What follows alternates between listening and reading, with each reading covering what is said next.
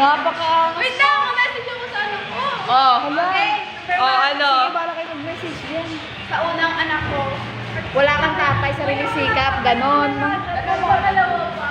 Sa unang anak ko, Sariling sikap lang.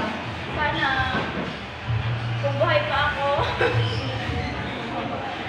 Patay ka na ba, Bes? Ano? Ano? Huwag ka masyadong masungit sa akin, ha? Ano message yun sa mga anak nyo? Ay, wait naman. Ano ba? Ano mo ba na message sa anak? Pakabait ka sa papa mo. Sino ba papa mo? Sino ba papa mo? Ano ba yan? Laki ng problema. Sino ba papa mo? Hindi ko maisip. Ang problema na ako. Baliw yung nanay mo, baliw.